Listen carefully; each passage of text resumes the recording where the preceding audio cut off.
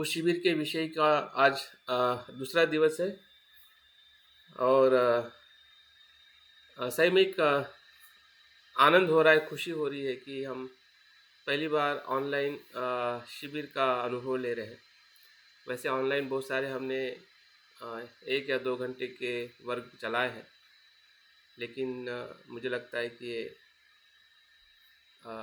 3 दिवसीय शिविर का हम पहली बार शिविर के जैसा जितना हो सके हम प्रयास कर रहे हैं कि हम सुबह के सत्र में ध्यान करें, फिर अभ्यास करें, फिर और से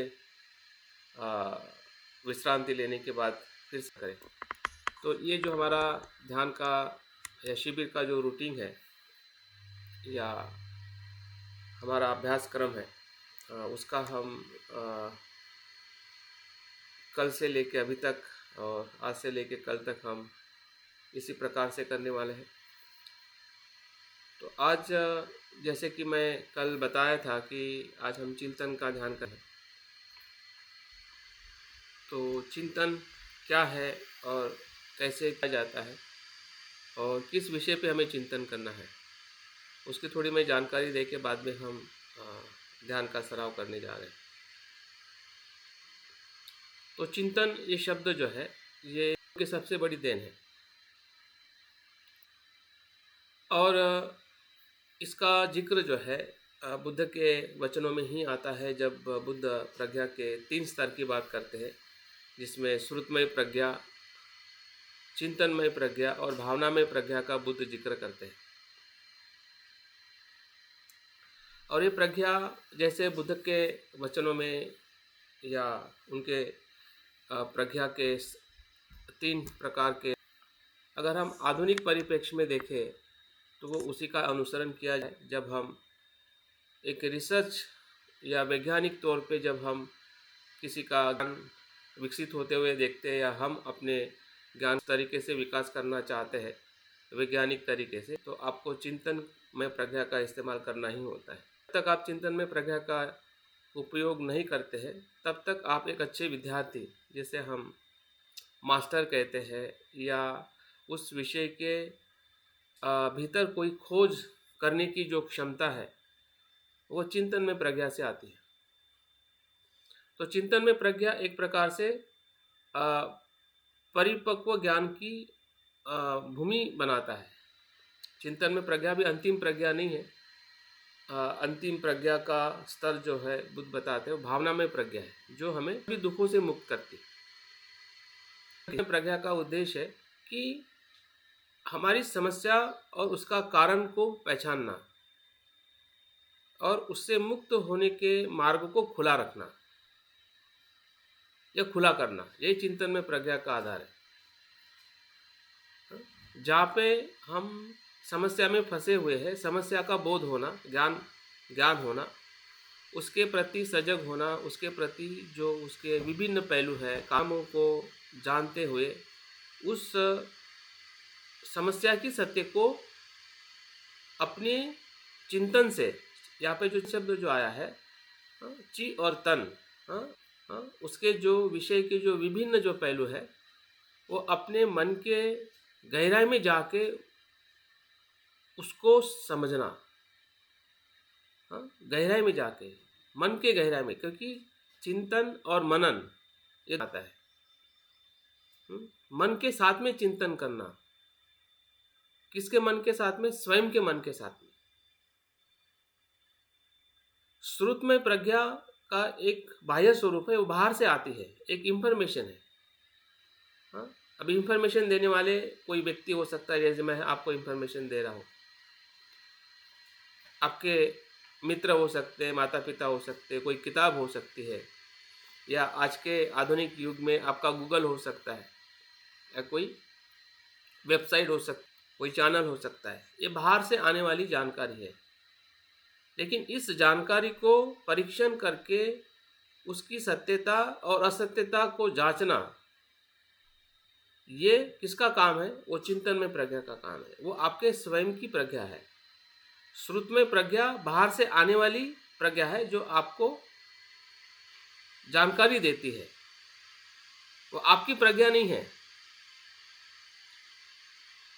श्रुतमय प्रज्ञा आपकी प्रज्ञा नहीं है। हाँ, लेकिन जिनके पास में ज्ञान है, हमारे जैसे मनुष्य है, हाँ, या वो ज्ञान गलत भी हो सकता है, क्योंकि मनुष्य गलत भी है। हाँ, गलती करके भी उसी ज्ञान को ज्ञान कहते हैं, और वो शुद्ध ज्ञान भी हो सकता है। मनुष्य जीवन में बुद्ध भी है, बुद्ध जैसे भी लोग हैं, तो वो है, हानिकारक भी ज्ञान हो सकता है और हितकारक भी ज्ञान हो सकता है। हाँ, अच्छा भी ज्ञान हो सकता है और बुरा भी ज्ञान हो सकता है, इसलिए उसको अज्ञान कहते हैं। ज्ञान, अज्ञान भी एक ज्ञान है। जब हम अज्ञान कहते हैं या अविद्या कहते हैं, तो वो भी विद्या है, लेकिन कैसी विद्या? ढकी हुई, अधूरी विद्या। हाँ, उसमें संपूर्णता का अभाव कहते हैं। जैसे कि बच्चे का ज्ञान होता है, हाँ, उसको प्यास में भी ज्ञान होता है, हाँ, लेकिन वो बच्चे जैसा ज्ञान होता है, अपूरा ज्ञान होता है। तो इस ज्ञान को, इस जानकारी को जब हम अपने चिंतन करने की क्षमता, चिंतन करने की क्षमता क्या है? चिंतन करने की क्षमता एक प्रकार से जैसे आपके शरीर में डाइजेशन सिस्टम है, कि जो भी आप आहार लेते हैं, तो वो आहार में क्षमता नहीं है कि वो पच जाए, अपने आप डाइजेस्ट हो जाए या उसका रूपांतरण हो जाए। जैसे कि हम खाना खाते हैं तो सॉलिड होता है या कुछ लिक्विड होता है, लेकिन वो रक्त नहीं होता है, मांसपेशियाँ नहीं होती है। लेकिन शरीर, तो शरीर में उस रक्त बनता है, मांसपेशियाँ बनती है। हम मांसपेशियाँ थोड़ी खाते हैं, हम रक्त तो थोड़ी पीते हैं, लेकिन हमारे लिए रक्त की ज़रूरत है, हमें मांसपेशियों की ज़रूरत है, सेल्स की ज़रूरत है, जो हमारे शरीर में जीवन देती है। तो वो कौन, कैसे बनता है वो? हाँ, क्योंकि वो जो फूड के भीतर जो भी तत्व है, मूल तत्व जो है, हाँ, उसका रूपांतरण किया जाता है जब वो डाइजेस्ट होता है। तो डाइजेशन करने की जो प्रक्रिया जो है, वही चिंतन की प्रक्रिया है। अगर ये हमें आ जाए कि चिंतन कितना महत्वपूर्ण है और कहाँ से शुरुआत होता है, ये किसकी जिम्मेदारी है, तो अपने आप चिंतन करने का हमारा प्रवास शुरू हो जाता है। हाँ? क्योंकि उसके सिवाय दूसरा मार्ग ही नहीं है, क्योंकि जानकारी आपके पास में इतनी आ रही है, इतनी आएगी कि इसकी हम कल्पना नहीं कर सकते। और कितनी अच्छी आएगी, कितनी बुरी आएगी, आपके हाथ में नहीं है, आपके कंट्रोल में नहीं है जानकारी किस स्वरूप में आपके पास में आएगी। लेकिन कंट्रोल है अगर आपके पास में चिंतन में प्रज्ञा है। आपकी चिंतन में प्रज्ञा क्या करेगी? डाइजेशन का मतलब क्या है कि जो इनडाइजेस्ट है उसको बाहर निकालना है, वेस्ट को बाहर निकालना, और उसका जो इसेंस है उसको यूज करना। जब वो यूज करते हैं तब जाके वहां से जो एक परिणाम आता है, शुद्धता का, शांति का और परम सुख का, हाँ, वो बुद्धत्व के उस ज्ञान के भीतर लेके जाता है। और इसलिए हमने कल जो प्रज्ञा की बात की, इसमें 3 बातें बताई गई है, और वो प्रकाशित है, मतलब वो मुक्त है। प्रकाश हमेशा मुक्त होता है, किससे? अज्ञान से। प्रकाश का स्वभाव क्या है? अंधकार से मुक्त होना। प्रकाश को अंधकार रोक नहीं सकता है, अंधकार से वो मुक्त है, अविद्या के अंधकार से मुक्त है, जिसे हम प्रज्ञा कहते हैं। वो उसका अंतिम स्वरूप है। लेकिन उसका जो पहले का जो स्वरूप जो है, वो स्पष्टता है और शुद्धता है। स्पष्टता, शुद्धता का ही अर्थ है ये चिंतन में प्रज्ञा। जितनी हमारी चिंतन में प्रज्ञा परिपक्व होगी, उतनी हमारे भीतर स्पष्टता आएगी और शुद्धता आएगी।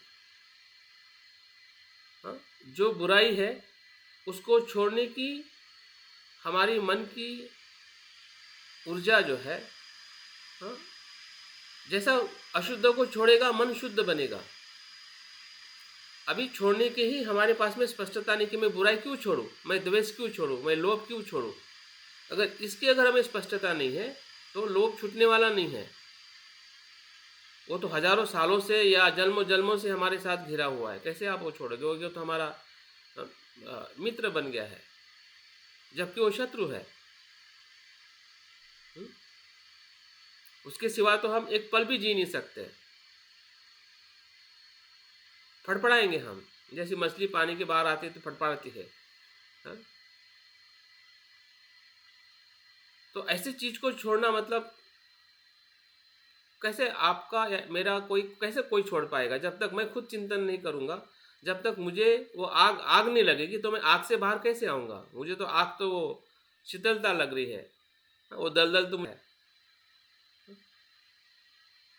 तो मैं कैसे छोड़ूंगा जब तक मेरा मन उस चीज को जानेगा नहीं। चिंतन से, उसके परिणाम से, उसके कारण से, उसका स्वभाव क्या है कि सही में वो मुझे सुख कितना दे सकता है, कितना दिया है अभी तक। अगर मैं लोभ किया है तो मुझे कितना सुख मिला है, अगर मैंने द्वेष किया तो मुझे कितना सुख मिला है, या मैंने किसी और को कितना, तो वो छूटने की प्रक्रिया शुरू हो जाएगी। और जैसे स्पष्टता आएगी तभी छूटेगा, स्पष्टता नहीं आएगी तो नहीं छूटेगा। तो स्पष्टता का मतलब जो है कि उसके कारण परिणाम को ढूंढ ढूंढ के पहचानना कि वो क्या है, और उसके आधार पर डिसीजन लेना।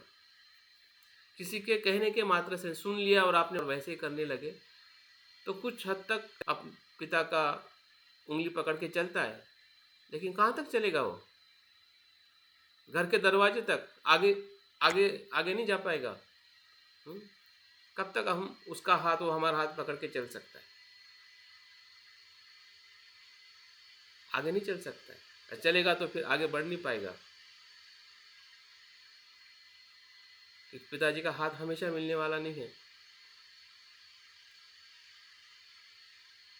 तो स्वयं की जो अनुभूति है, स्वयं का जो जीवन का जो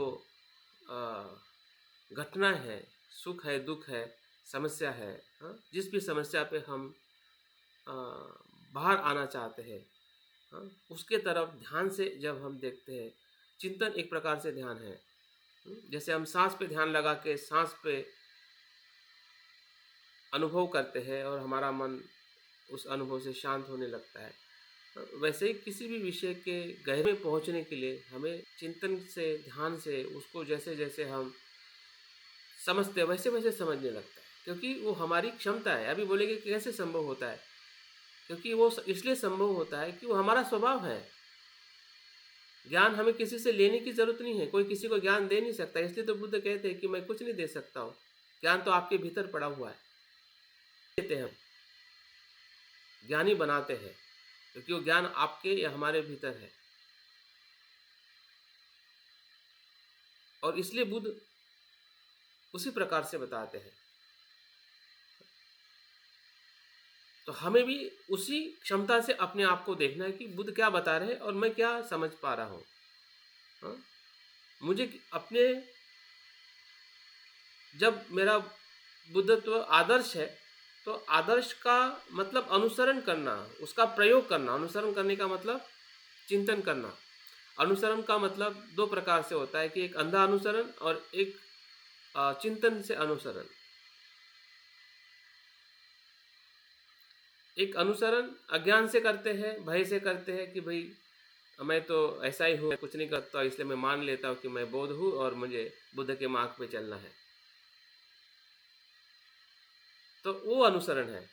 लेकिन ऐसा अनुसरण बुद्ध का सच्चा अनुयायी नहीं करता है। बुद्ध ने ऐसा कहा भी नहीं है, बाबा साहब ने भी ऐसा नहीं कहा है। बाबा साहब यहाँ तक कहते हैं कि अगर आपको बौद्ध होना है, सोच समझ के बौद्ध बनिए, कि आपकी बहुत बड़ी जिम्मेदारी है। आपके आचरण से जितना आप बदलोगे उससे कहीं गुना लोग बदलने वाले हैं। अगर आपके आचरण से, अगर आप आचरण नहीं करोगे तो लोग बौद्ध धर्म को गाली देने वाले हैं आपके साथ में, क्योंकि इन लोगों ने बौद्ध धर्म को कलंकित किया है, ऐसे बाबा साहब कहते हैं। तो हमारा आचरण बौद्ध होना बहुत महत्वपूर्ण है। जिम्मेदारी का काम है कि हम बौद्ध होते हुए, या बौद्ध जब हम अपने आप को कहते हैं या होते हैं, तो ये बहुत बड़ी क्रांति है अपने आप में। बाबा साहब के क्रांति के साथ जब हम जुड़ते हैं तो हम बाबा साहब के एक हाथ बन जाते हैं, एक अंग बन जाते हैं। क्योंकि उसमें उसी ही चिंतन की धारा से हमें अपने आप को जोड़ना पड़ता है, जिस प्रकार से बाबा साहब अपने जीवन में चिंतन करते थे। बाबा साहब की बुद्धि या उनका जो ज्ञान जो है, वो ऐसे ही नहीं आया है, गहरी चिंतन की धारा से आया है। वो हमेशा चिंतन करते थे और खुद वो कहते हैं कि मेरा सुख जो है, लोगों को ऐसा लगता है कि मेरा अपमान हुआ है, बाबा साहब हमेशा दुखी रहे हैं, दुखी दिखते हैं, लेकिन बाबा साहब स्वयं कहते हैं कि मैं अपने जीवन में सबसे सुखी इंसान हूँ, क्योंकि मेरे पास ज्ञान है,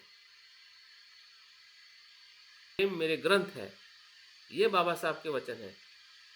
जो हमें बाबा साहब दिखाई देते वैसे बाबा साहब नहीं है।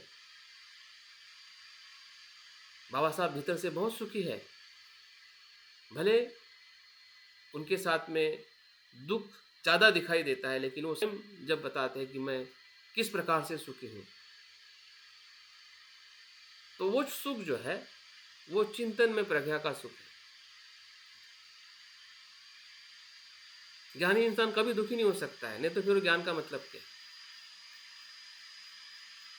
जो ज्ञान सत्य का ज्ञान है, जो बाबा साहब ने आधुनिक शिक्षा से भी लिया, समझे कि आधुनिक शिक्षा का अर्थ क्या है, किस प्रकार से उसका उपयोग किया जाता है। लेकिन ये सभी शिक्षा का जो मूल स्रोत जो है, उन्होंने अपने भारत के 3 महान गुरु में ही देखा। पहले गुरु बुद्ध है, दूसरे गुरु महात्मा फुले जी है, कबीर जी है, और महात्मा फुले जी है। भले वो वेस्टर्न में पढ़े, वेस्टर्न के फिलोसोफर, थिंकर या एजुकेशनलिस्ट के पास से उन्होंने अभ्यास किया, लेकिन उस सभी शिक्षा का जो मानवीय परिवर्तन या जो मानवता का जो स्रोत जो है, वो उन्होंने बुद्ध में देखा, बुद्ध की शिक्षा में देखा, बुद्ध के ज्ञान में देखा, बुद्ध की करुणा में देखा। और बिल्कुल वही सच है। अगर ऐसा नहीं होता तो शायद ऐसा नहीं दिखाई देता। तो बाबा साहब का जो बुद्ध का आदर्श है, वही हमारा बुद्ध का आदर्श है। और जिस प्रकार से कोई व्यक्ति भी जब बुद्ध बनता है, तो ज्ञान के आधार पे ही बुद्ध बनता है। बुद्ध का अर्थ ही ज्ञान है। सिद्धार्थ इस जीवन में बुद्ध बने क्योंकि उन्होंने ज्ञान की प्राप्ति की, ज्ञान को पूर्ण किया। उसके पहले के जीवन में उन्होंने ज्ञान को पूर्ण नहीं किया, इसलिए बार बार उनका जन्म हुआ।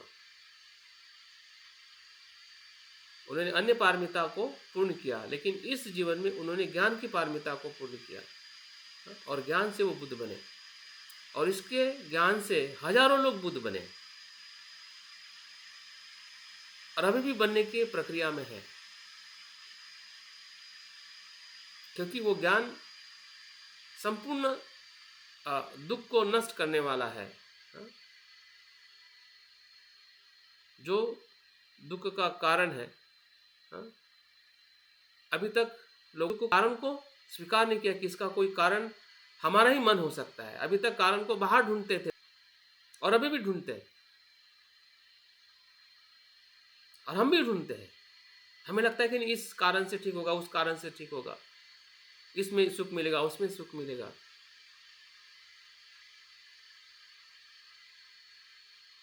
लेकिन जब हम थक जाते, परेशान हो जाते और नहीं मिलता है, तब हमें लगता है कि कुछ और कारण है। और वो कारण जो है, बुद्ध की शिक्षा के संपर्क में जब आते हैं, तब हमें समझ में आता है कि हमारे या मनुष्य जीवन के दुख का कारण क्या है। और वो हमारा ही मन है, हमारे ही मन के मिथ्या दृष्टि के कारण हमारा दुख हमने ही निर्माण किया है। ये बुद्ध की सबसे बड़ी खोज है। तो ये खोज हमें खुद करनी पड़ेगी, उसी का नाम चिंतन है। चिंतन मतलब सत्य के मार्ग के तरफ जाने वाली प्रक्रिया का नाम चिंतन है।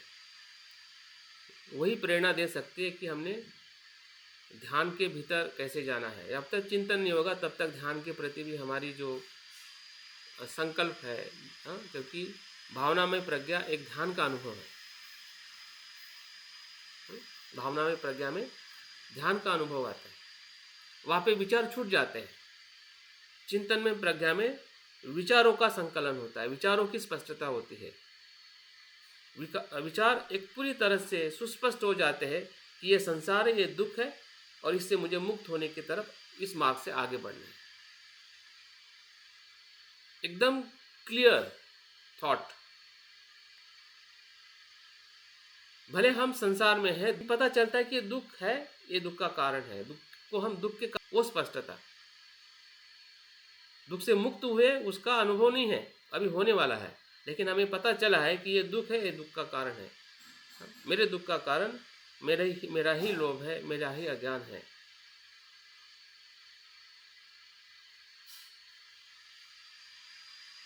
और जैसे हम चिंतन में प्रज्ञा का आधार लेके जब हम ध्यान में जाते हैं तो चिंतन में प्रज्ञा छूट जाती है और रहती नहीं आगे। चिंतन में प्रज्ञा वहाँ पे ड्रॉप हो जाती है, शांत हो जाती है और भावना में प्रज्ञा वहाँ से शुरू हो जाती है। फिर वहाँ पे विचार की जरूरत नहीं है, लेकिन तब तक विचारों की जरूरत है। तब तक विचारों का जो तालमेल है या क्लियरिटी जो है, क्योंकि हम संसार में रह रहे हैं और संसार के साथ में आपकी जो हमारी जो ज़रूरत है, ज़रूरत और तृष्णा का जो भेद है वो हमें पता चलते आना चाहिए कि मेरी ज़रूरत क्या है और ज़रूरत में तृष्णा कैसे फंसी हुई है, क्योंकि वही दुख का कारण है और कोई दुख का कारण नहीं है। अगर तृष्णा नहीं है तो दुख नहीं, संसार दुख नहीं है। संसार दुख इसलिए है क्योंकि वो तृष्णा के कारण दुख है, अन्यथा संसार दुख नहीं है। बुद्ध ने संसार को दुख नहीं कहा है, कारण के साथ में दुख का है। कारण नहीं है तो दुख नहीं है, भय नहीं है, चिंता नहीं है। जो भी चिंता है, जो भी भय है, जो भी दुख है, क्योंकि उसके लिए हमारा ही मन कारण है, क्योंकि वो तृष्णा से भरा हुआ है। तो बुद्ध ने जैसे कि कोई डॉक्टर बीमारी का ऑपरेशन कर वो चीज ही निकालता है जिसके कारण वो शरीर में बीमारी है, वो सब कुछ नहीं निकालता है, उतना ही निकालता है जिसके कारण वो बच सकता है या जिसके कारण बीमारी हुई है। बुद्ध ने भी वही कारण ढूंढा, वही निकाला और वही बताया कि भाई यही कारण है। कोई दुख बाहर से आता नहीं है, किसी के कारण से नहीं आता है, कोई इसका सृजक नहीं है,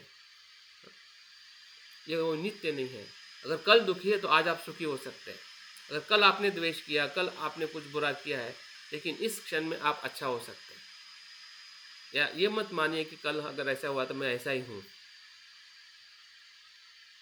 मैं पापी हूँ या मैं कुछ नहीं कर सकता हूँ। आप जागरूक होकर अपने जीवन का एक अच्छा संचालन कर सकते हैं। तो ये चिंतन की सभी प्रक्रिया है कि जो हमें चिंतन में प्रज्ञा में हमें एक विशिष्ट विषय के साथ में उसका एक प्रकार से सेल्फ अध्ययन कह सकते हैं। खुद के साथ उसको जोड़ के देखना, खुद के अनुभव के कुछ घटनाओं के साथ उसको समझना, उसके कारण को समझना, उसकी अगर हम विषय को उस प्रकार से देखते हैं तो समझ जाए कि हम चिंतन के प्रक्रिया में अभी लाभ है। अगर ये चिंतन में प्रज्ञा नहीं विकसित होती है तो नुकसान ही नुकसान है, क्योंकि पेट में अगर खाना जाएगा और पचेगा नहीं तो क्या नुकसान होता है आपको पता है।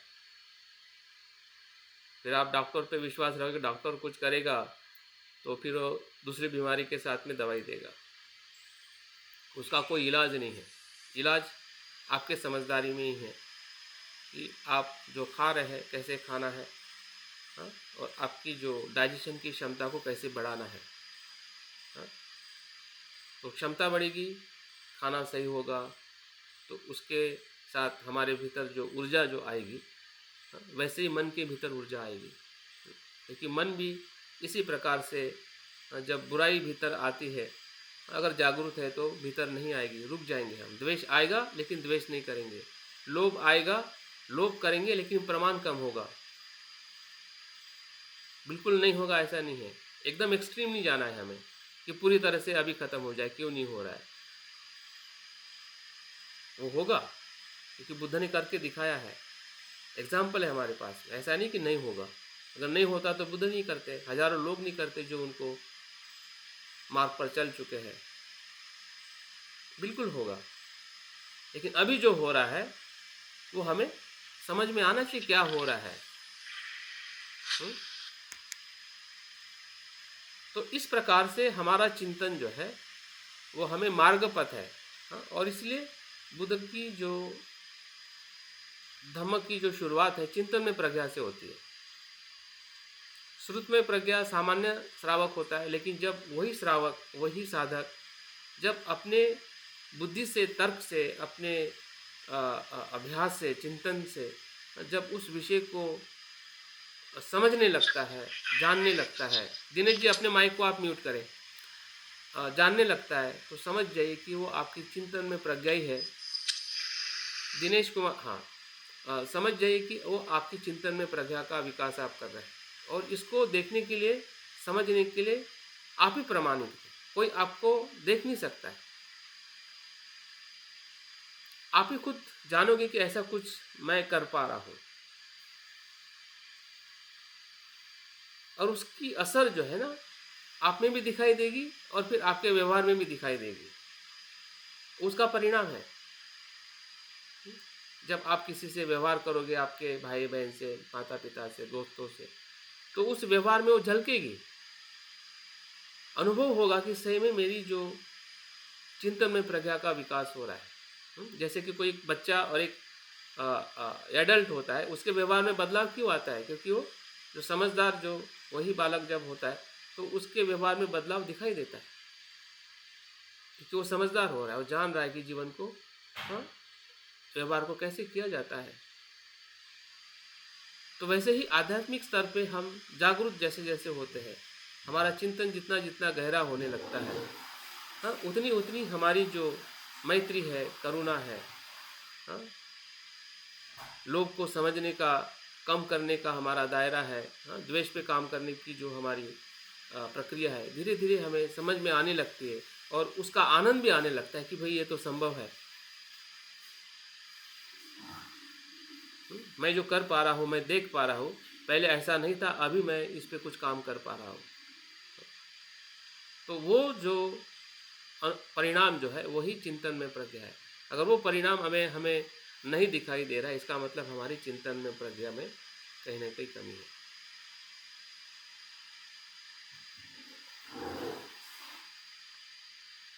सर, हाँ जी, एक निवेदन करूं क्या? हाँ ये मुझे लगता है बहुत अच्छा बताया आपने, लेकिन ये चिंतन वही की बात उसमें बोला मैं कि ये सारा भावना नहीं, इसमें भी दो चार शब्द बता दीजिए फिर आगे ध्यान कराइए।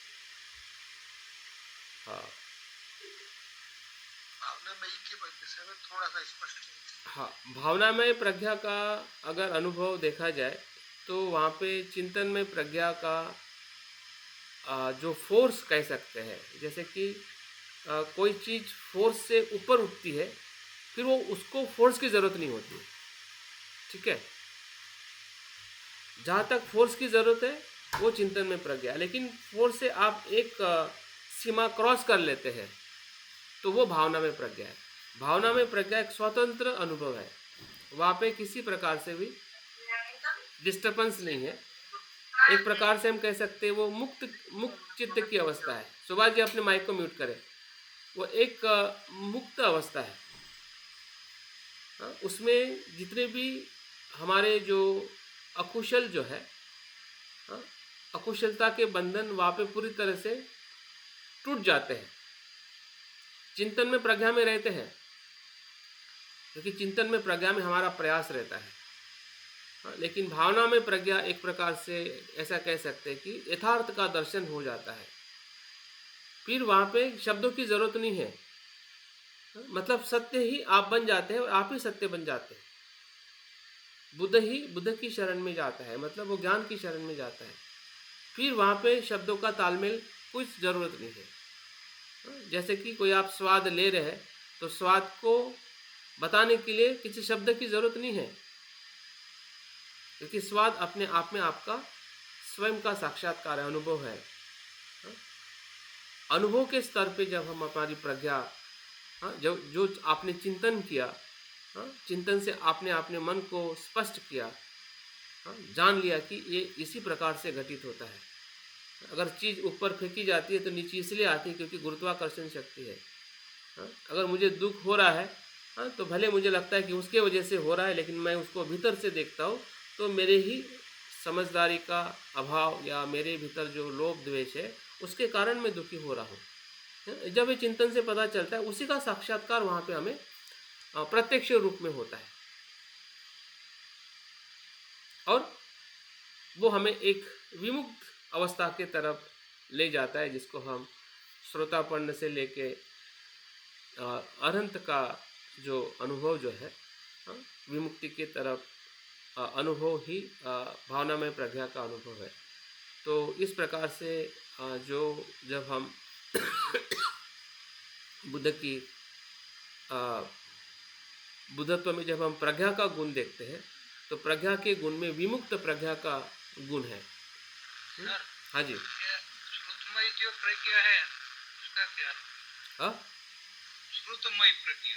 श्रुतमय मतलब सुनना, सुनकर आने वाली प्रज्ञा, पढ़कर आने वाली प्रज्ञा, या जो भी जानकारी हमें बाहर से मिल रही है, ज्ञान, अनुभव, जो सुनकर आ रहा है, पढ़कर आ रहा है, या बाह्य विश्व से जो कुछ भी हमें बोध हो रहा है 6 इंद्रियों से, या अभ्यास से, तो उसको श्रुत में प्रज्ञा कहते हैं।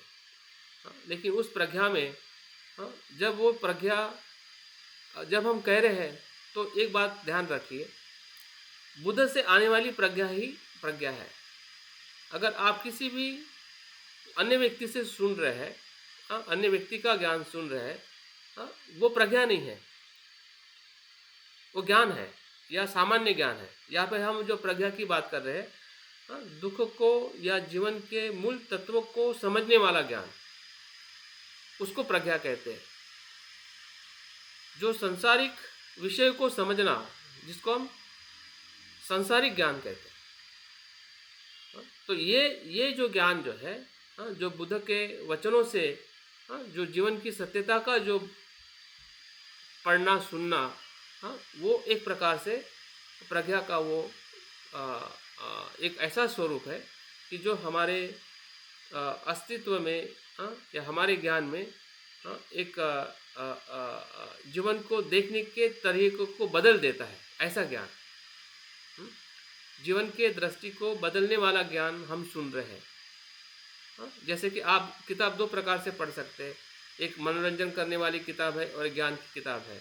भी मनोरंजन वाली किताब पढ़ोगे तो मनोरंजन का ही ज्ञान आपको मिलेगा, उसी में आनंद मिलेगा। लेकिन अगर आप कोई ज्ञान की किताब पढ़ रहे हैं, तो उससे आपको ज्ञान का अनुभव होगा। तो वैसे ही ये बुद्ध का जो ज्ञान है, जिसको हम प्रज्ञा कहते हैं, ये जीवन की दृष्टि का ज्ञान है।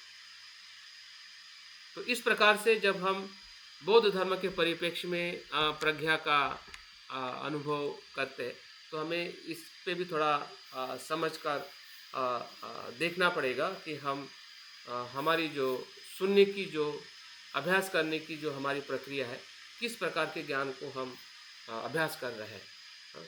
क्या वो बुद्ध की शिक्षा का ज्ञान है, जो जीवन के दर्शन को या जीवन के दृष्टि को बदलने वाली जो श्रुत में है, और इसलिए वो श्रुत में प्रज्ञा हमें चिंतन में प्रज्ञा और भावना में प्रज्ञा में ले जाने के लिए मदद करती है। तो अभी हम चिंतन में प्रज्ञा का ध्यान करने वाले हैं। उसमें 4 चरण रहेंगे। पहले चरण में हम जो आदर्श जो हमने अभ्यास किया है, उसी अभ्यास के कुछ विषय के पहलुओं को हम लेने वाले हैं। जो हमारा विषय चल रहा है बुद्धत्व मानव का आदर्श, तो पहले चरण में हम आदर्श के बारे में चिंतन करेंगे कि आदर्श क्या है, आदर्श का स्वरूप क्या है, आदर्श कैसे होता है, उसकी जो पूरी प्रक्रिया है, उसका एक अनुभव हमारे विचारों से, हमारे चिंतन से उसको समझने का हम प्रयास करेंगे पहले चरण में। और दूसरे चरण में हम उसी आदर्श के जो दो मूलभूत प्रकार है कि कृत्रिम आदर्श मेरे जीवन में क्या है और नैसर्गिक आदर्श का कैसा मेरे जीवन में उद्भव हुआ है या नहीं हुआ है, अगर हुआ है तो कब से हुआ है और किस प्रकार से उस आदर्श के तरफ मैं जा रहा हूँ, या कब कब मैं वहाँ से पीछे आता हूँ। हाँ, तो ये इस प्रकार से हम उसका हम चिंतन करेंगे कि कृत्रिम आदर्श में हमारा जीवन कैसे हम जी रहे हैं और हम थोड़ा कुछ प्रयास हमारा नैसर्गिक आदर्श में भी हो रहा है तो कितना हो रहा है, या हमें समझ में आ रहा है, हमारी स्पष्टता है या नहीं है, अगर है तो कैसे हम नैसर्गिक आदर्श के तरफ जा रहे हैं जिसके हम बुद्धत्व कहते हैं। ठीक है, दूसरे चरण में देखेंगे। तीसरे चरण में हम जो बुद्धत्व का पहला गुण जो हमने अभ्यास किया था वो है प्रज्ञा, जिसे महाप्रज्ञा कहते हैं। यही बुद्धत्व का पहला पहलू है या पहला अनुभव है जो हमारी प्रज्ञा के साथ में कहीं न कहीं वो कनेक्ट होता है। हमारी जो प्रज्ञा की जो सोच है, जो जितना हमें समझ में आ रहा है उसका ये पूर्ण स्वरूप है। जब हम आदर्श कहते हैं तो वो पूर्ण है और हमें जो आ रहा है समझ में वो आंशिक है, वो छोटा है, वो परिपूर्ण नहीं है। लेकिन ये छोटा जो है वो परिपूर्णता की तरफ जाने का प्रयास कर रहा है, क्योंकि वही संबंध है कि छोटे और बड़े में जो सर्वोत्तम है वो आदर्श है, जिसको हम बुद्ध की प्रज्ञा कहते हैं। और हमारे में जो प्रज्ञा है वो प्रज्ञा का बीज है, और उस बीज का बुद्ध के संपूर्णता के साथ में जो रिलेशन है वही हमारा आदर्श है। आदर्श का मतलब उस उच्चतम अवस्था के तरफ जाने के लिए प्रयास करना, अनुसरण करना, या हमारी छोटी जो प्रज्ञा है या बीज है उसका धीरे धीरे विकास करना ही आदर्श के तरफ जाने का अनुभव हम देख सकते हैं।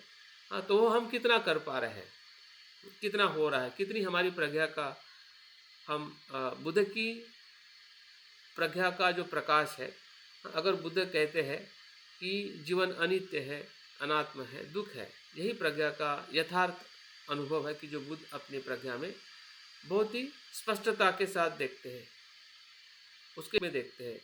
हाँ? और वैसे ही वो स्वीकार करते हैं जैसा वो है। हाँ? और उसी से वो जीवन से मुक्त हो जाते हैं, या वो मुक्तिता का अनुभव है। तो क्या मैं जब ऐसा देखता हूँ तो मुझे भी ऐसा कुछ होता है क्या? अगर नहीं होता है तब भी हमें स्वीकार करना है कि नहीं हो रहा है, इसका मतलब वहाँ पे मेरा कहीं ना कहीं नासमझी है। हाँ? मैं अपनी प्रज्ञा से उस गहराई के तरफ नहीं देख पा रहा हूँ, अनित्यता को, अनात्मता को और दुख को। हाँ? तो वो हम कैसे उस तीसरे चरण में प्रज्ञा के मतलब जो बुद्ध की प्रज्ञा के प्रकाश में हम अपनी प्रज्ञा का अनुभव करना है। प्रज्ञा से हम अपनी कोई भी जीवन की घटना के कुछ कारण और परिणाम को हम देख सकते हैं कि क्या मैं इस घटना को अनित्य रूप में देख पा रहा हूँ क्या, समझ पा रहा हूँ क्या। अगर समझ रहे तो समझ जाए कि वो आपकी प्रज्ञा की कहीं ना कहीं शुरुआत हो रही है। आप हमारे भीतर हम प्रज्ञा से कोई चीज़ों को देखने का हम प्रयास कर रहे हैं। इस प्रकार से तीसरे चरण में हम उसका चिंतन और अनुभव करेंगे। और चौथे इसमें एक प्रकार से शांत बैठेंगे कि जो हमने किया है उसका क्या अनुभव मुझे मिल रहा है। फिर वहाँ पे हमें कुछ भी सोचना नहीं है, सिर्फ जो उसका आनंद मिला है, अनुभव मिला है कि मैंने जो पहले नहीं समझा था, इस प्रक्रिया से जो मुझे समझदारी आई है, यही सही मेरे जीवन का आदर्श है, या इसके तरफ मुझे और प्रयास करने की ज़रूरत है। इस प्रकार से हम आखिरी प्रगति में अपने आप को पूर्ण करेंगे। तो अभी हम ध्यान के लिए आगे बढ़ते हैं। अपनी बैठक आप स्थिर कर लीजिए कि हम शांत और तनाव मुक्त बैठे हैं।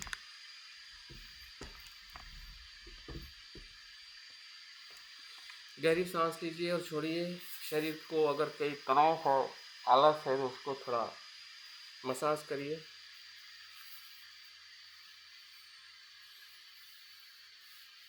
आपके मसल्स, आपके जॉइंट्स पूरी तरह से तनाव मुक्त है, बाहर से भीतर से, सर से लेके पांव तक आप पूरी तरह से शांत और स्थिर है।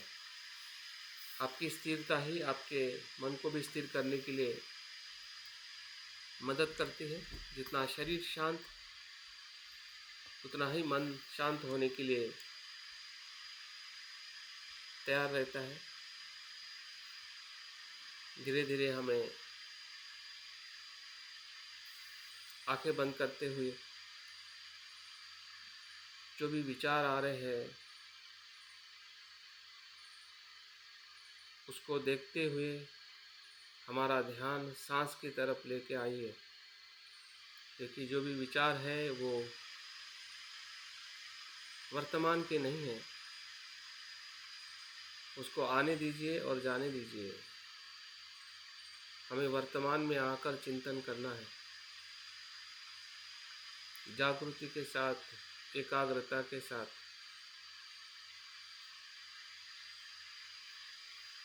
सांस आ रही है, सांस जा रही है,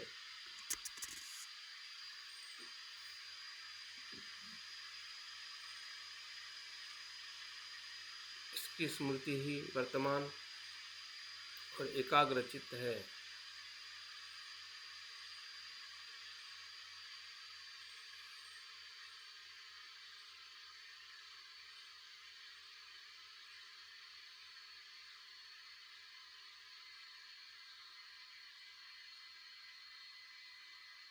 जैसे बुद्ध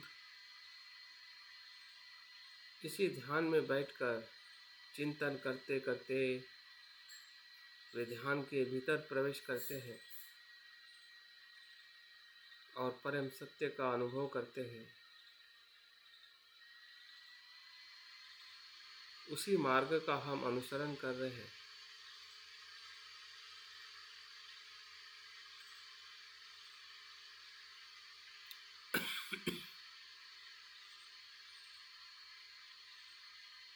जो हमने बुद्ध से सुना है,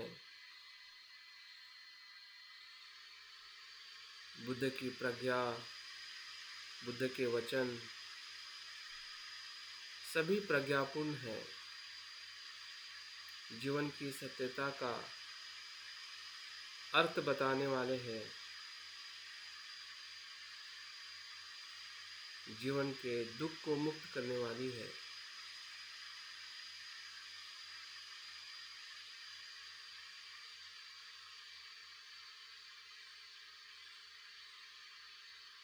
ऐसे बुद्ध वचन का ही हम अभ्यास करने जा रहे हैं, जो बुद्ध के ज्ञान से आई है, जो संपूर्ण है, सर्वश्रेष्ठ है।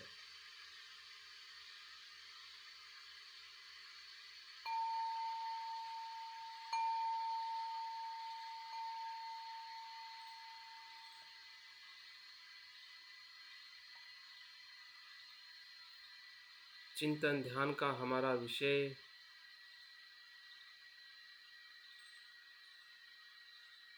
बुद्धत्व मानव का आदर्श, इस विषय के ऊपर हमें चिंतन करना है। प्रथम चरण में आदर्श, इस विषय पर हमें अपना मन केंद्रित करना है।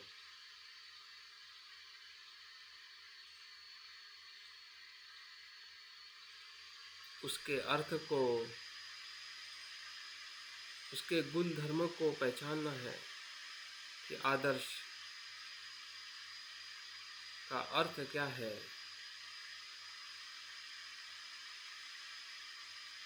आदर्श का गुण धर्म क्या है। मेरे जीवन में आदर्श कैसे निर्माण होता है।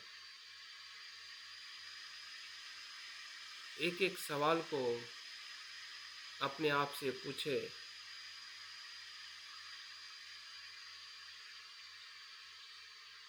और उसका जवाब अपने ही भीतर ढूंढे। विचारों का सहारा लेते हुए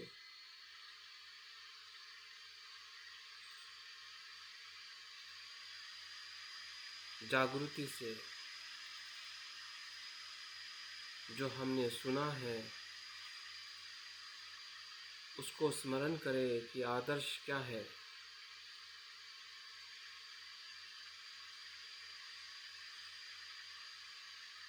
आदर्श का अर्थ क्या है, आदर्श का अर्थ है सर्वश्रेष्ठ, परिपूर्ण। अर्थ से आदर्श का शब्द होता है।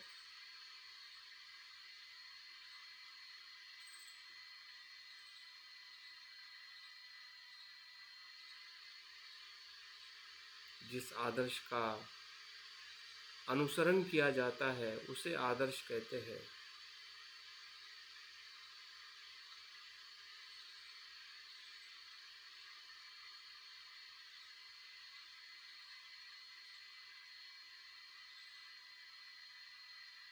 जिस आदर्श को हम अपने मन चक्षु में देख सकते हैं, उसकी कल्पना कर सकते हैं,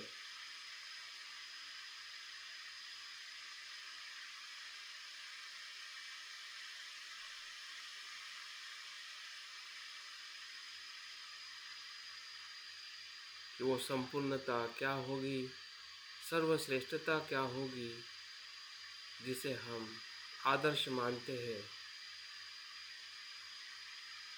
तो इन तीनों बातों से अपने आदर्श की संकल्पना को अपने भीतर ढूंढे, अपने विचारों में,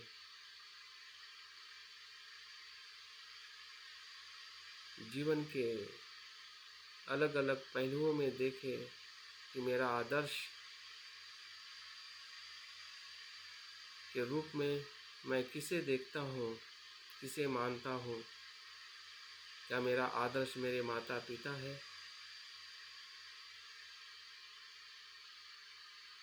या कोई अभिनेता,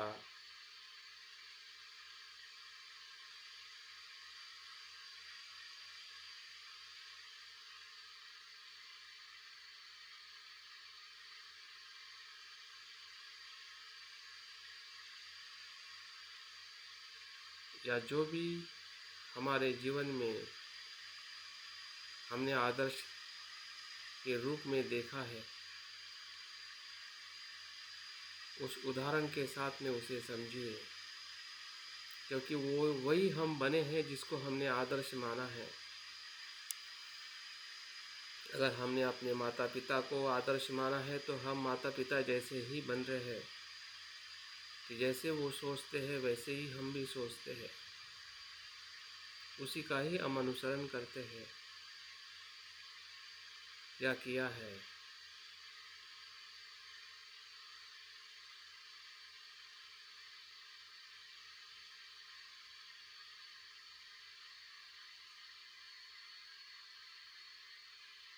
किसी उदाहरण के माध्यम से अपने आदर्श के मूल्य को अपने भीतर अनुभव करें, चिंतन करें। किसी प्रकार से मेरा आदर्श का अनुसरण हुआ है,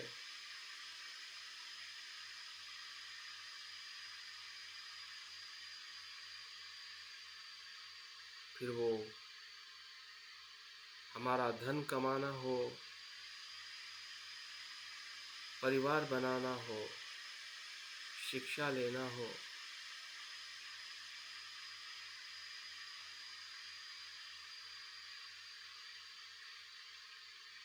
किसी भी प्रकार का उदाहरण देखिए और समझिए कि आदर्श का अर्थ,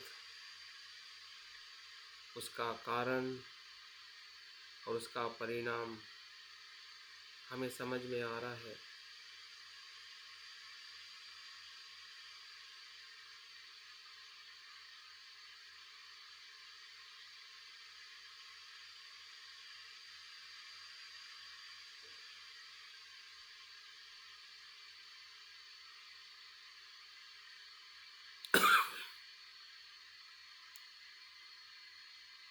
जागृति से देखें, जितना समझ में आ रहा है उसी समझदारी से समझिए,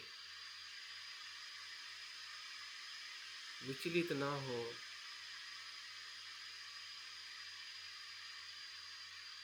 शांत मन से देखें।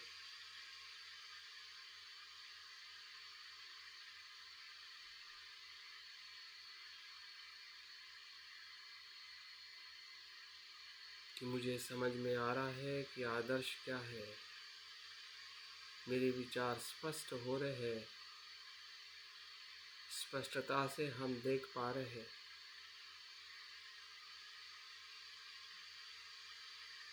आदर्श के अर्थों को समझ पा रहे हैं।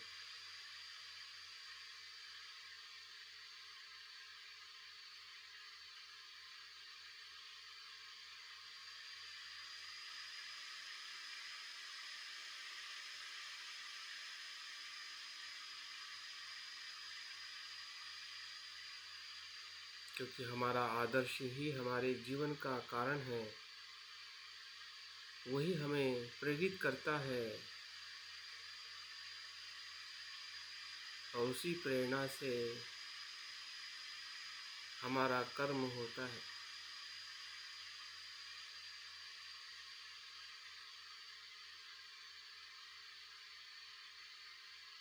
आदर्श हमारे लिए एक हेतु के समान है, जिस हेतु से हम उस तरफ आकर्षित होते हैं। हमारी सोच बनती है।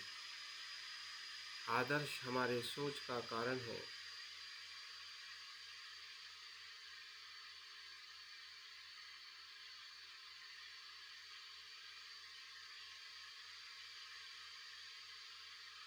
हमारे सोच से ही आदर्श हमारे जीवन में अस्तित्व में आता है, या अस्तित्व में जो सर्वश्रेष्ठ है उससे हमारा विचार आकर्षित होता है कि मैं ऐसा बनूं, मैं ये चाहिए, मैं इससे सुखी हो सकता हूँ, उससे सुखी हो सकता हूँ।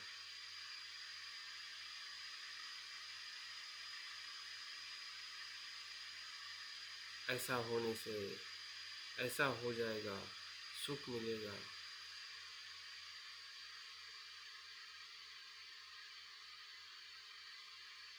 ऐसी कल्पनाओं के साथ हम अपने आदर्श को समझ पा रहे हैं।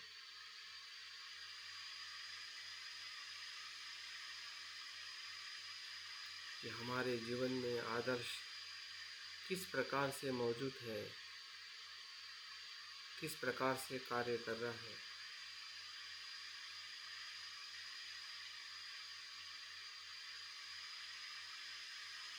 हम स्पष्ट हो रहे हैं, समझ में आ रहा है।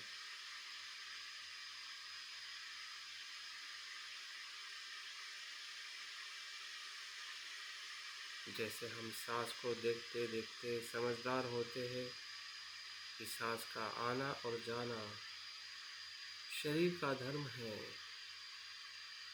और मन शांत हो जाता है।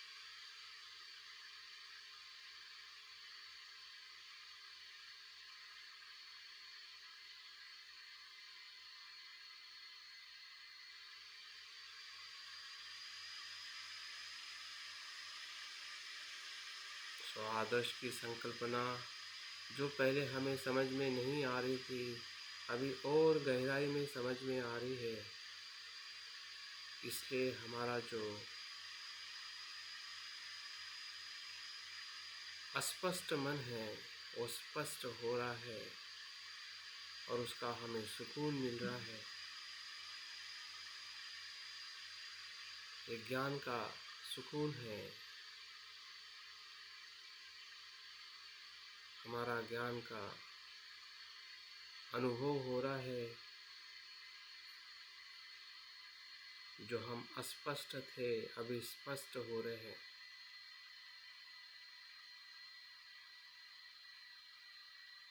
जिससे हमें शुद्धता का अनुभव हो रहा है, क्योंकि ज्ञान ही शुद्ध है। जैसे जैसे ज्ञान बढ़ता है वैसे वैसे अशुद्धता छूटने लगती है।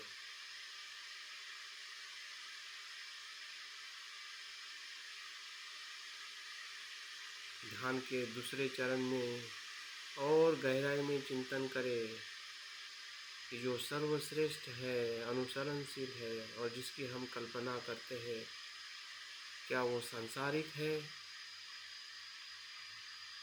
जिसे हम कृत्रिम कहते हैं? क्या इस आदर्श की तरफ मेरा झुकाव है?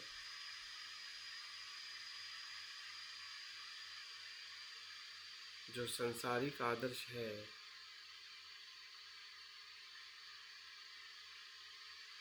जैसे लोग धनवान हैं तो मैं भी धनवान बनना चाहता हूँ,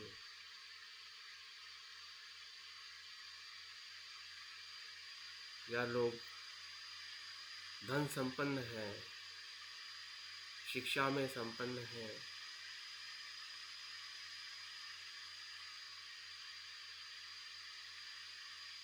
किसी पद पर संपन्न है,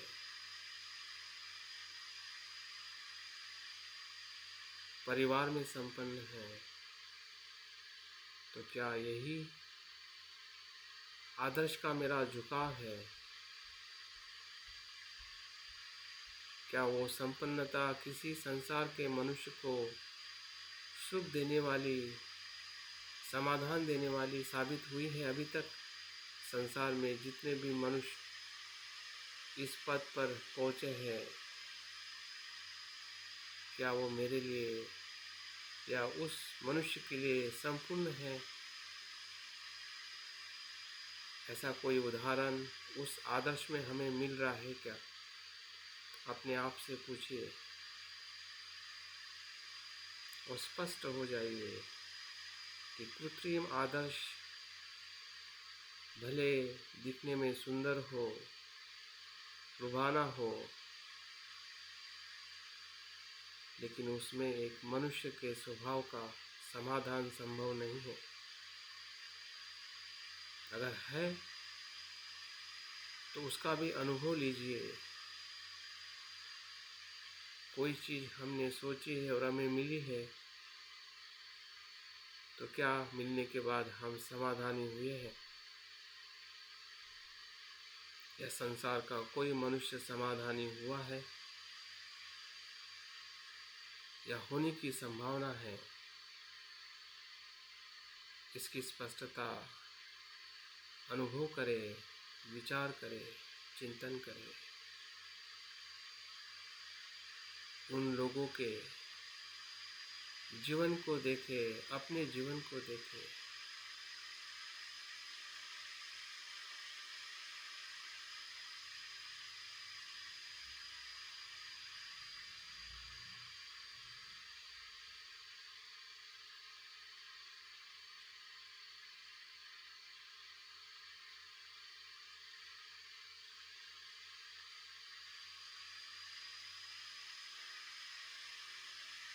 क्योंकि चिंतन में प्रज्ञा से हम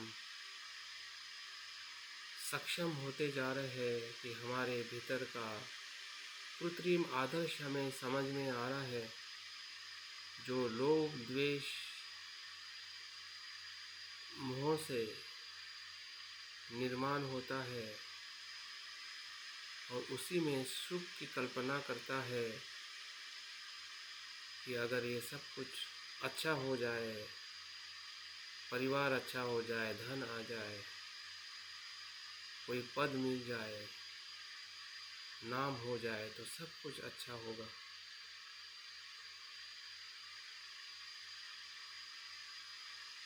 यही कल्पना हमारा सांसारिक उच्चतम आदर्श है,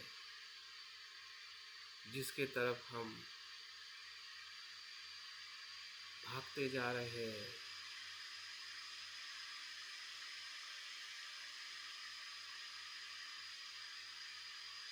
भागते भागते हम रुक जाते हैं जब हमें पता चल जाता है कि उस आदर्श में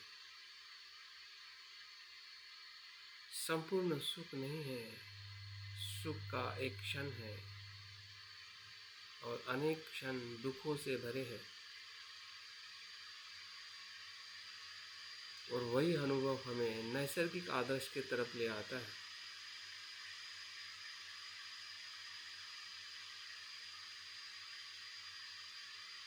हमारे मूल स्वभाव से जुड़ने वाला आदर्श जो सर्वश्रेष्ठ है, नैसर्गिक है, जो हमारे मन को सुकून दे सकता है, असीम, शुद्ध,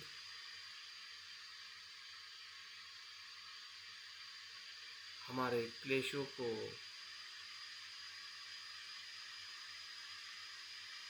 नष्ट कर सकता है।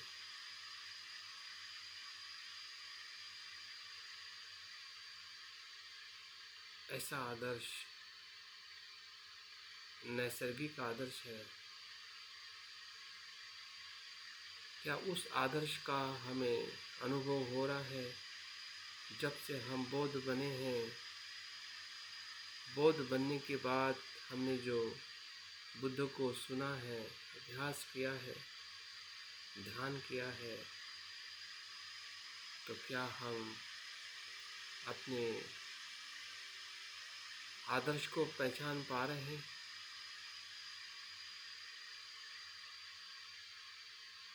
अगर पहचान पा रहे हैं तो समझ जाइए कि हम चिंतन के उस धारा में सफल होते जा रहे हैं, क्योंकि ये चिंतन ही हमें समझा रहा है कि संसार का जितना भी सर्वश्रेष्ठ आदर्श हो,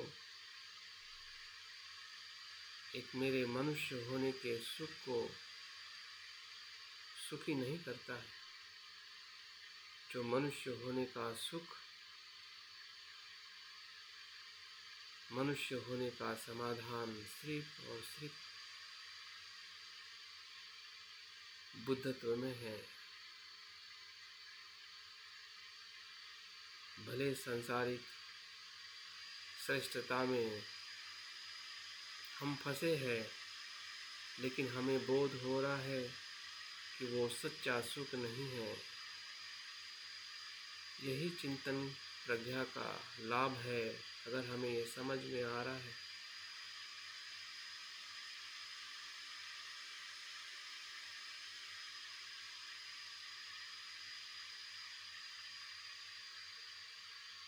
वो सुख दुख है,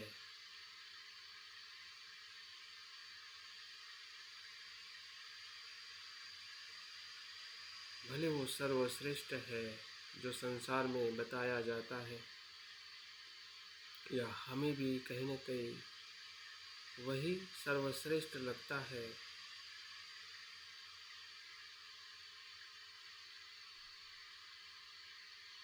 क्योंकि हमारे भीतर अज्ञान और मिथ्या धारणाओं से मन भरा हुआ है।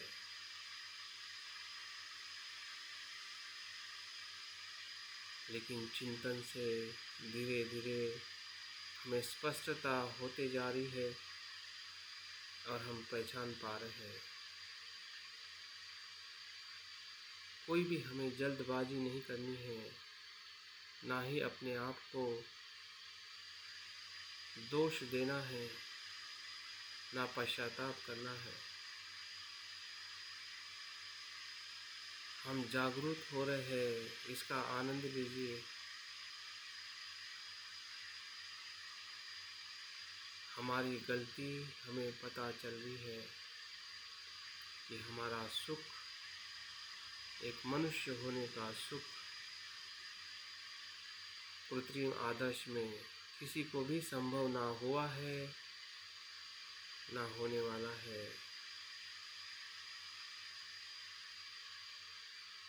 मनुष्य होने का सुख का सर्वोत्तम आदर्श सिर्फ और सिर्फ बुद्ध है, ज्ञान है, प्रज्ञा है।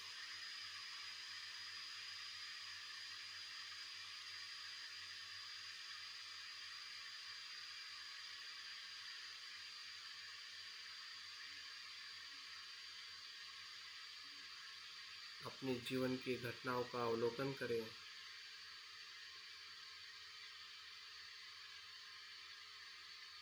और पहचानिए ऐसा ही कुछ हुआ है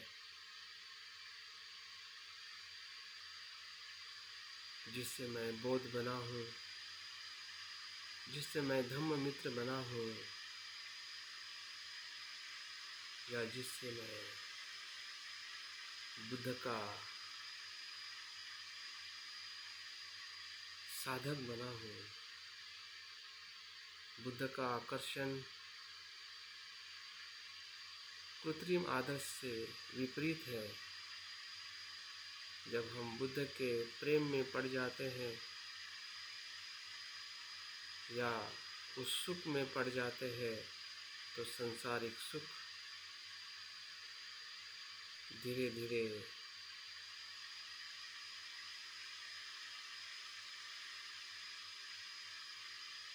कम होने लगता है और हम आध्यात्मिक सुख की खोज में चल पड़ते हैं। अभी तक हमने संसार के सुख में इतना समय गंवाया है और अभी हमें पता चला है कि संसार के सुख में दुख के सिवा कुछ नहीं है। अगर होता तो सुख जरूर मिलता। सुख उतना ही है जितना वो दे पाता है। श्री कृष्ण का क्षणिक सुख है, उसका धर्म ही दुख है, छुपा हुआ दुख है। सुख के भीतर दुख ही दुख है। क्या इसका हमें अनुभव हुआ है? तो निश्चित ही नैसर्गिक आदर्श हमारे भीतर उत्पन्न हुआ है।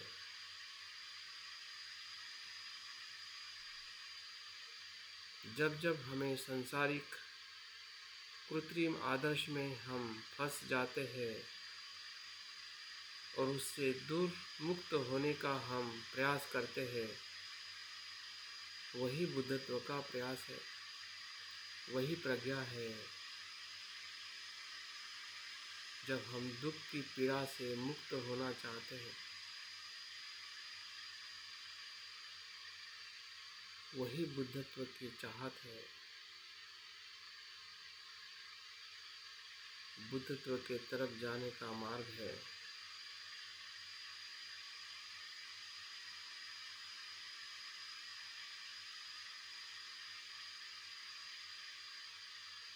उसी को समझिए, उसी को स्पष्टता से देखिए।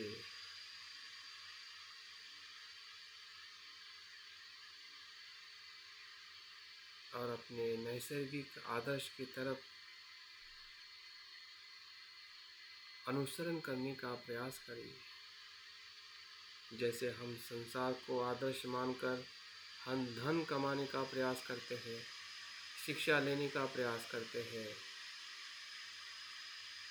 विवाह करके परिवार बनाने का प्रयास करते हैं और उसमें हम सफल हो जाते हैं, फिर भी वहाँ पे सफलता में भी सुख और समाधान नहीं होता है।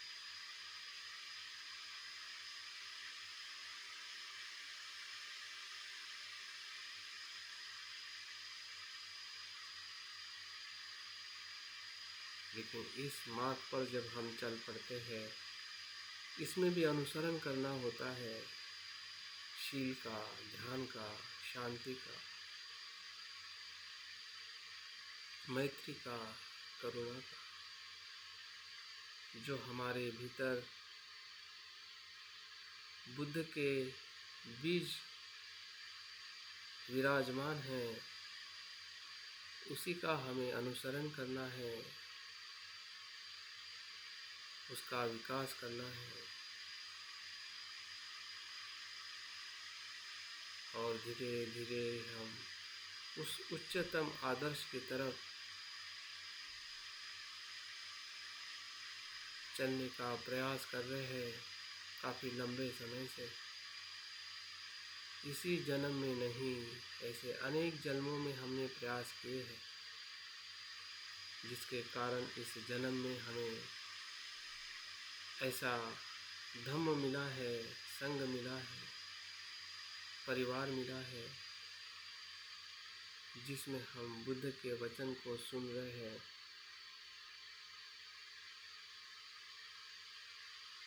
आचरण कर रहे हैं,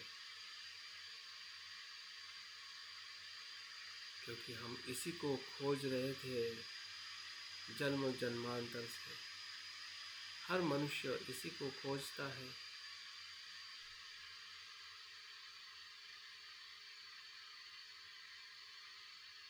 लेकिन जागृति के अभाव से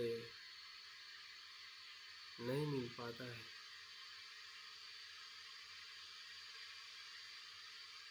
हम जागरूक हैं,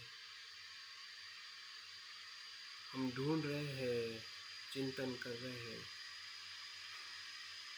इसलिए हमें वो मार्ग मिल चुका है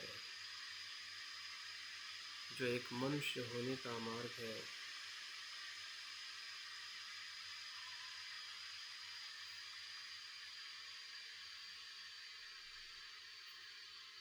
जो बुद्धत्व है, प्रज्ञा है,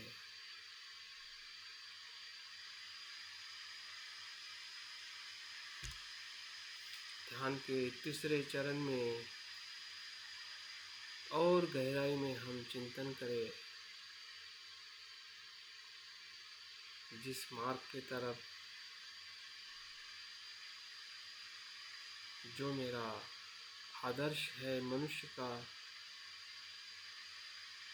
वो बुद्धत्व है, जिसमें महाप्रज्ञा है, जिस महाप्रज्ञा में जीवन की सत्यता का यथार्थ दर्शन है।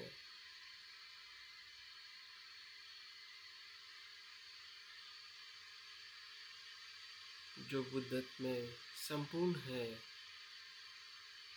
उस संपूर्णता का कुछ अंश अभी हमारे भीतर है, उसी का ही चिंतन करें कि जीवन की सभी घटनाएं, जैसे बुद्ध अपनी प्रज्ञा से बताते हैं, प्रतीत समुत्पन्न है। कोई भी घटना अकारण नहीं है,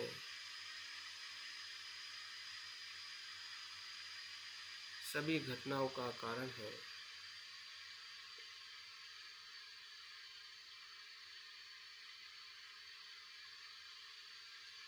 फिर हमारा सुखी होना हो या दुखी होना, सफल होना या विफल होना,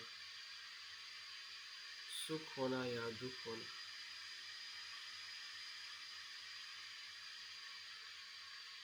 हमारा व्यक्तिगत दुख हो या सामाजिक या पारिवारिक, सब दुखों का कारण बुद्ध के प्रज्ञा से देखने से हमें भी समझ में आ रहा है कि अज्ञान, तृष्णा, मिथ्या दृष्टि ही है, जिसके कारण मैं पल पल दुखी होता हूँ और औरों को भी दुखी करता हूँ।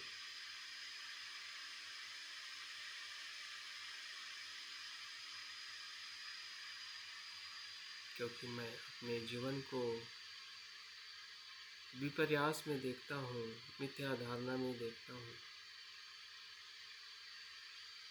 जो अनित्य है उसे मैं नित्य देखता हूँ, जो अनात्म है उसे मैं आत्मा देखता हूँ, जो दुख है उसे मैं सुख देखता हूँ, और जो अशुभ है उसे मैं शुभ देखता हूँ। इन्हीं मिथ्या धारणाओं से मैं पल पल दुखी होता हूँ, फिर वो शरीर से हो, मन से हो, सब कुछ होने के बाद में भी मैं दुखी होता हूँ। मेरा परिवार अच्छा है, धन है, शिक्षा है, फिर भी मैं दुखी हूँ।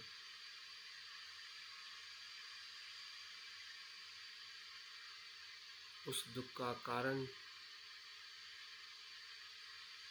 को समझना ही प्रज्ञा है। जो विपर्यास है उससे हमें मुक्त होने का प्रयास करना है कि जो अनित्य है उसे अनित्य ही हम देख रहे हैं। भले फिर हमारा शरीर हो, विचार हो, कल्पना हो, धन हो, पुत्र हो, पद हो या संसार का हर एक घटक हो, सब कुछ अनित्य है, अनित्य है, अनित्य है।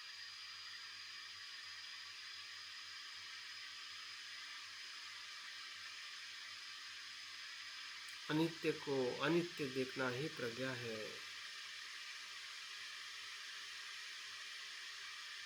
फिर हमारा द्वेष हो, लोभ हो, सब कुछ अनित्य है। अनित्य है तभी तो हम उससे मुक्त हो सकते हैं। उसको बदल सकते हैं।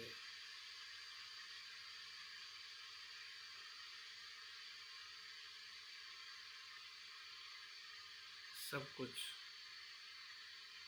अनात्म है, ना बाहर आत्मा है ना भीतर। सब अस्तित्व एक दूसरे के मेल से बना है।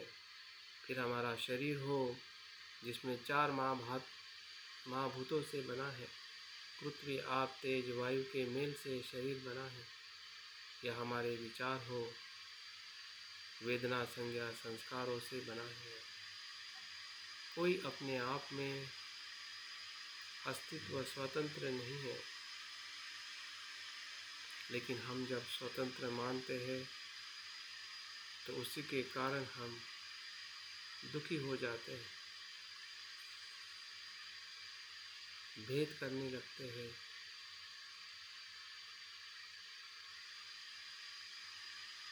जैसा मेरा अस्तित्व है वैसा सभी का अस्तित्व है, तो कैसे लोभ और कैसे द्वेष?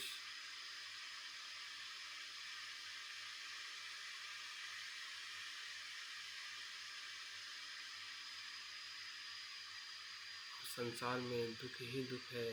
दिखने में भले सुख लगे, हमारा शरीर, हमारा धन, हमारा परिवार, हमारा समाज या ये संसार, लेकिन अनित्य होने से वो कभी नित्य सुख नहीं दे सकता है।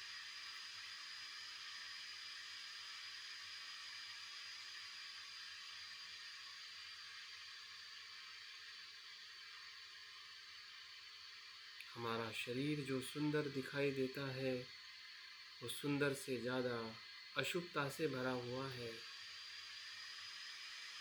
गंदगी से भरा हुआ है।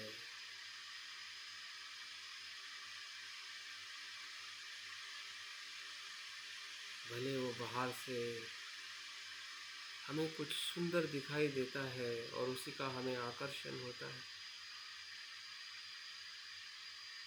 लेकिन सत्य रूप में देखने से उस आसक्ति से हम मुक्त हो जाते हैं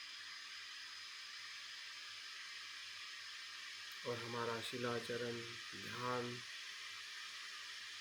और परिपूर्णता की तरफ जाता है।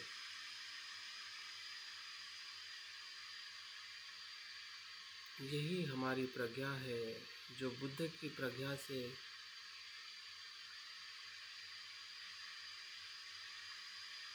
बुद्ध ने जो बताया है और हमने सुना है उसी का हम चिंतन कर रहे हैं कि सब्बे संखारा अनिच्चा, सब्बे संखार दुखा, सब्बे धम्मा अनात्मा।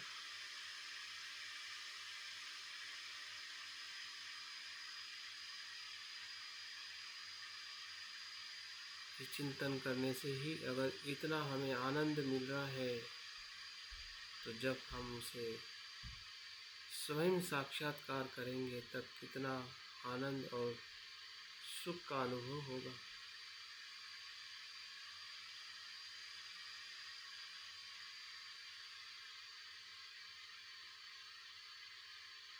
क्योंकि प्रज्ञा ही हमारे जीवन को संतुष्ट करती है, सुखी करती है। संसार का कोई भी आदर्श, कोई भी वस्तु मनुष्य के मन को संतुष्ट नहीं करती। इसकी स्पष्टता हमें भली भांति हो रही है।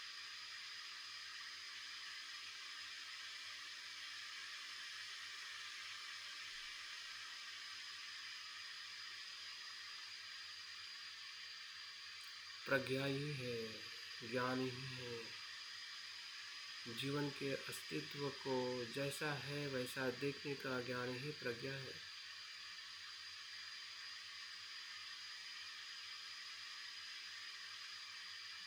यही जीवन का रहस्य है।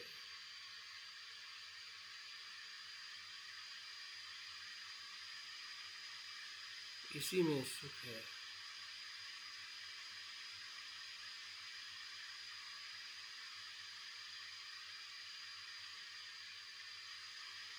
दुख का नाश है, सुख ही सुख है।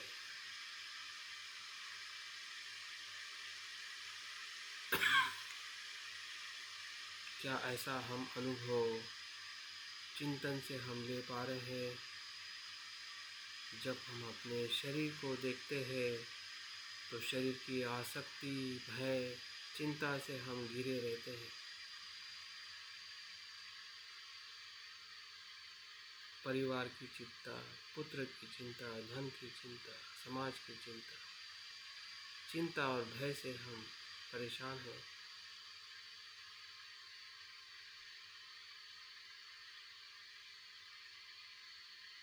लेकिन जब उसे हम यथार्थ में देख रहे हैं तो हमें स्पष्ट हो रहा है कि चिंता, भय का कारण मिथ्या दृष्टि है, मेरी और संसार के सभी मनुष्यों की, जिसके कारण वो स्वयं भी दुखी है और संसार को भी वो दुखी कर रहा है।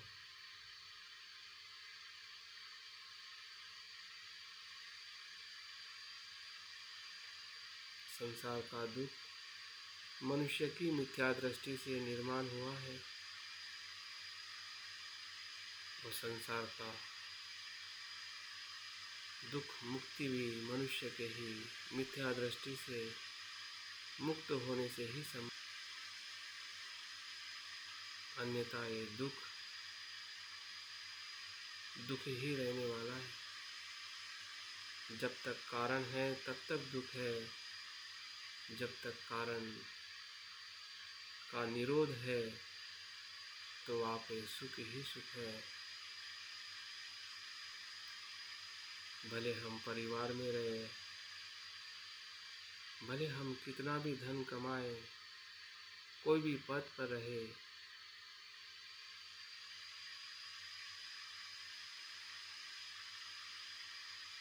फिर भी हम संसार में रहते हुए भी सुख का आनंद लेते हैं।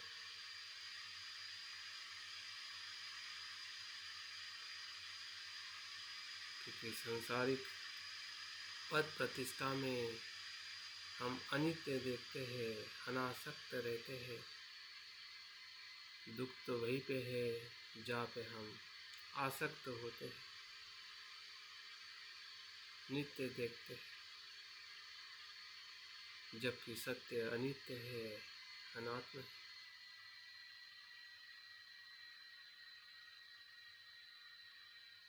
चिंतन की धारा चौथे स्तर में हमें विमुक्ति की तरफ ले जाती है।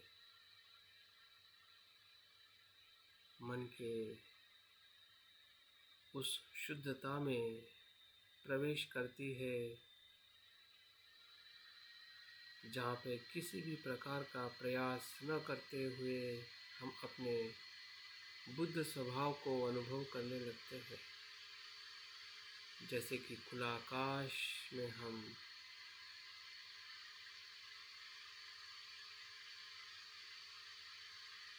मुक्तता से विहार कर रहे हैं। जिसमें शुद्धता ही शुद्धता है, ना लोभ है, ना द्वेष, ना भय, ना चिंता, सबसे मुक्त।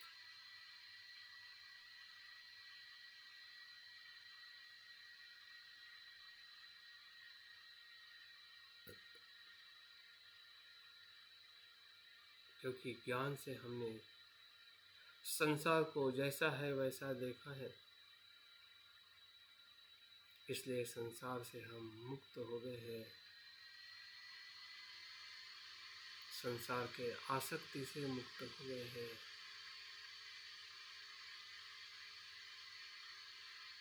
जैसे कि कमल का पुष्प दलदल और पानी से मुक्त हो जाता है, बहता हुआ पानी हमेशा शुद्ध रहता है। आकाश में उड़ता हुआ पक्षी सिर्फ पंख फैला के विहार करता है।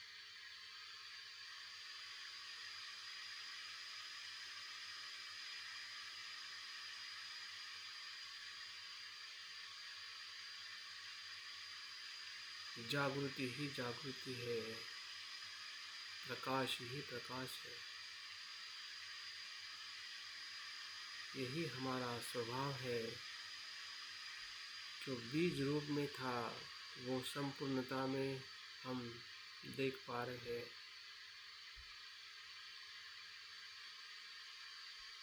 जो बुद्ध का स्वभाव है वही मेरा स्वभाव है। जो मेरा स्वभाव है वही बुद्ध का स्वभाव है।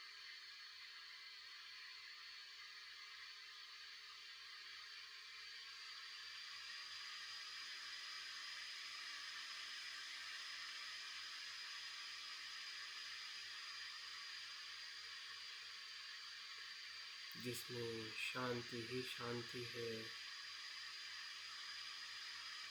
सुख ही सुख है।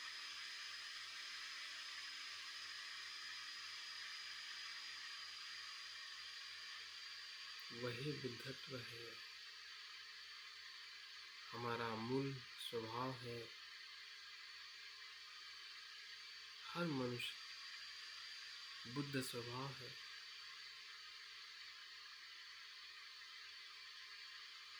इसी से मनुष्य संपूर्ण मुक्त होता है।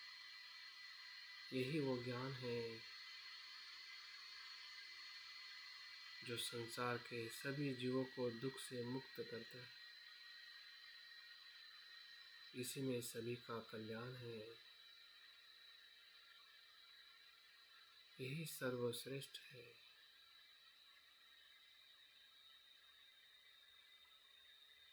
मनुष्य होने से मेरे लिए और संसार के सभी मनुष्यों के लिए बुद्धत्व ही मानव का आदर्श है।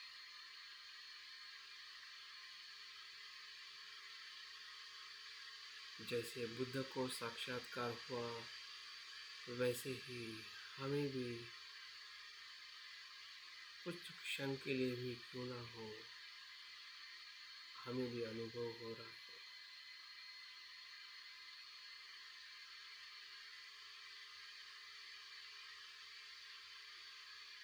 सत्य का जैसा है वैसा देखने का।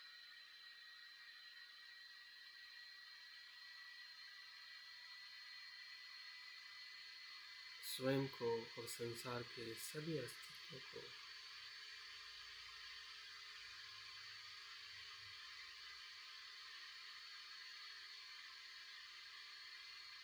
जिस अस्तित्व में ना द्वेष है ना लोभ, जो कुछ भी दुख है उसके कारण से दुख है और उस कारण से हम मुक्त हो गए हैं, इसलिए सुख ही सुख है।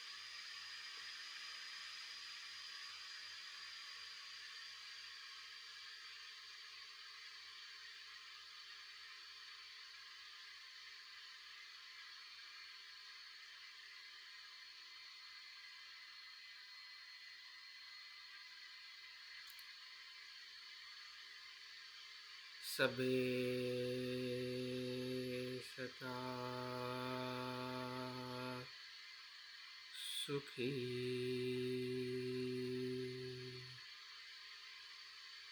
होतु। यही ज्ञान सबके कल्याण और सुख का मार्ग है। जो बुद्ध ने साक्षात्कार किया है वही हम भी करें और संसार के सभी जीव मात्र इससे सुखी और उनका हित और कल्याण हो। सबे सता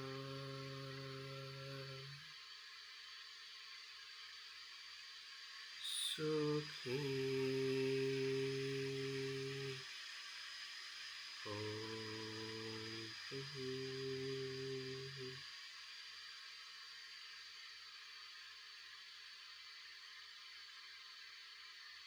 जैसे मैं बुद्ध बना हूँ वैसे सभी बुद्ध बने,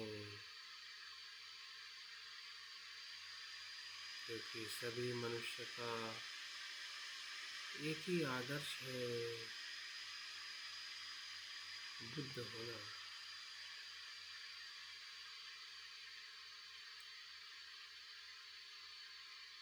सबे सता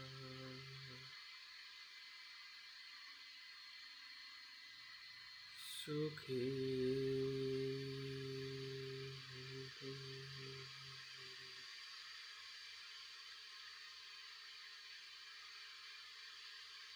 इस बुद्धत्व के लाभ से सभी का कल्याण हो, सभी का मंगल हो, सभी दुखों से मुक्त हो, सुखी।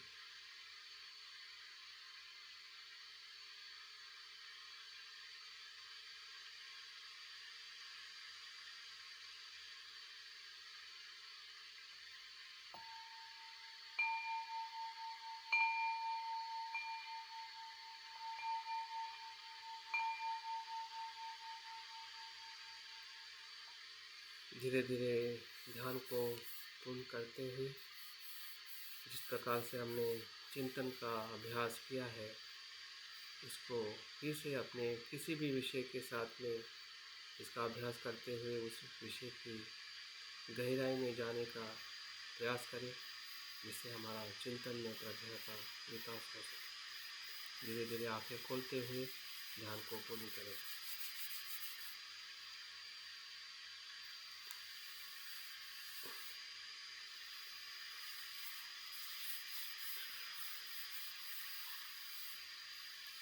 बहुत बहुत धन्यवाद।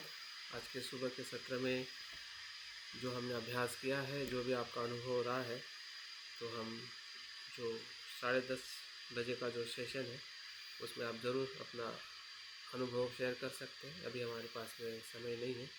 अपने अनुभव का फिर से चिंतन करें कि आपने क्या किया, कैसा रहा, कितना सफल रहा, कितना विफल रहा है।